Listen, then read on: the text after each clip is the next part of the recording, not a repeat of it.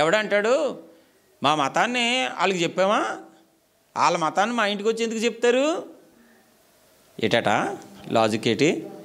మా దేవుళ్ళ గురించి వాళ్ళకి అని చెప్పామా మేము వెళ్ళి? మా మతం గురించి వాళ్ళకి చెప్పామా? అండ్ మా మతాన్ని నమ్ముకోండి అని మన వాళ్ళ దగ్గరికి వెళ్ళి మేము చెప్పామా? కానీ వాళ్ళు మాత్రం మన ఇంటికి వచ్చేసేసి మా దేవుడిని నమ్ముకోండి, మా మతాన్ని నమ్ముకోండి అని ఎందుకు చెప్తారండి అంటే ఇందులో ఏం కనబడుతుంది? నేను బాధ్యతగా నీ ఇంటికి వచ్చి మరి యేసుక్రీస్తు ప్రభువారిని నమ్ముకోండి అని కరపత్రిక ఇచ్చి ప్రభువు దగ్గరికి నిన్ను నడిపిస్తున్నానంటే దాని వెనకున్న భావం ఏంటంటే నీ ఇల్లు రక్షింపబడాలి, నీ ఇంట్లో ఉన్న వాళ్ళు రక్షింపబడాలి, మీరందరూ నిత్యరాజ్యానికి వారసులు అవ్వాలి, ఆ పరిశుద్ధుడైన యేసుక్రీస్తు ప్రభువారి ద్వారా మీ కుటుంబాలలో ఉన్న వ్యసనాలు పోవాలి, మీ కుటుంబాలలో ఉన్న కీడు సమస్యలు అన్నీ పోవాలన్న ఆతృతతో దేవుని బిడ్డలారా నువ్వు బాగుండాలన్న ఉద్దేశంతో నేను నీ ఇంటికి వచ్చి వార్త చెప్తున్నాను.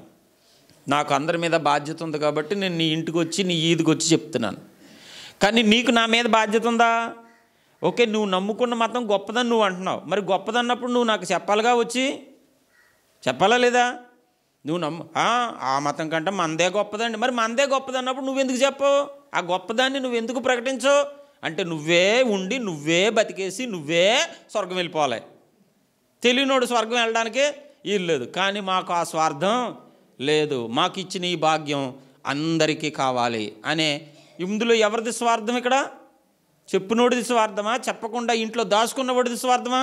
నువ్వేమంటున్నా, నువ్వు తిడుతున్నా, కొడుతున్నా, నువ్వు చీ అంటున్నా, ముఖం మీద ఉమ్మోస్తున్నా, తుడుచుకుంటూ వెళ్ళిపోతూ ఊరూరా తిరిగి సువార్త ప్రకటిస్తూ అనేక ఆత్మలు రక్షింపబడాలన్న తపనతో ఉన్న నాది స్వార్థమా? గొప్ప ధర్మాన్ని నీ సంకలో పెట్టుకుని, గొప్ప ధర్మాన్ని నీ ఇంట్లో పెట్టుకుని ఎవరికీ చెప్పట్లేదు తెలుసా మేము అని తప్పును కూడా గొప్పగా చెప్పుకుని నీది స్వార్థమా? నీది గొప్పదైతే నువ్వు ప్రకటించాలి నా దగ్గరికి వచ్చి, నేను వింటాను. మంద మంచిది అంటే మనం ఏం చేయాలి? నలుగురికి మంచి దారిని ఏం చేయాలండి?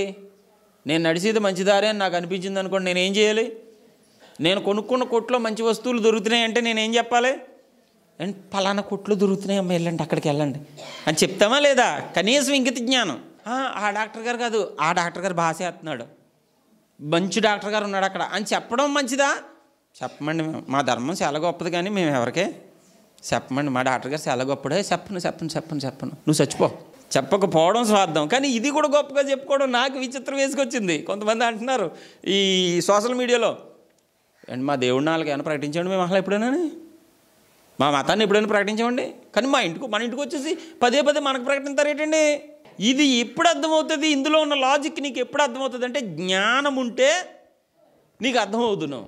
అందుకే మనిషితో దేవుడు ఏం చెప్తున్నాడంటే డబ్బు సంపాదించుకోవడం కాదురా బాబు, డబ్బు సంపాదించావు కానీ జ్ఞానం తెలియకుండా పోయింది, మంచి చెడ్డలు విలువ తెలియకుండా పోయింది, దేవుడికి దయ్యానికి తేడా తెలియకుండా పోయింది, మంచికి చెడ్డకి తేడా తెలియకుండా పోయింది. కాబట్టి మంచి నీకు తెలియాలి అంటే, పరిశుద్ధుడైన క్రీస్తు నీకు అర్థం కావాలంటే, ఈ ప్రపంచాన్నేలే మహారాజు నీకు అర్థం కావాలంటే, ఈ భూమి మీదకి దిగివచ్చిన మహనీయుని ప్రేమ నీకు అర్థం కావాలంటే, ఆయన ఎందుకు చనిపోయాడో, ఎందుకు సిలువలో ఆయనను కొట్టారో, ఆయన చేతుల్లో కాళ్ళల్లో మేకులు కొట్టించుకుని నీ కొరకు ఎందుకు ప్రాణం పెట్టి సమాధిలోంచి తిరిగి లేచాడో, ఆ విలువైన సంగతులు నీకు అర్థం కావాలంటే జ్ఞానాన్ని సంపాదించుకో. నీ ఆస్తంతా అమ్మేసైనా సరే బుద్ధి జ్ఞానాలు సంపాదించుకోరా బాబు, అప్పుడు అర్థమవుతుంది నీకున్నదే. నాకు బలం ఉంది, నాకు ధనం ఉంది, నాకు నా వాళ్ళు ఉన్నారు, నాకు ఆచారాలు ఉన్నాయి, నాకు అది ఉంది ఇది ఉంది అని విర్రవీగిపోవద్దు. జ్ఞానం ఉంటే కనుక ఇందులో ఉన్న మర్మం నీకు అర్థమయ్యేది. ఈ మర్మం ఈ రోజు నీకు అర్థం కావట్లేదంటే జ్ఞానం లేదు. అందుకే ఇక్కడ చాలా స్పష్టంగా రాశాడు. ఏం రాశాడో తెలుసా? జ్ఞానము సంపాదించుకునుము, బుద్ధి సంపాదించుకునుము, నా నోటి మాటలు మరువకుము, వాటి నుండి తొలగిపోకుము, జ్ఞానమును విడువక యుండిన ఎడల అది నిన్ను కాపాడును.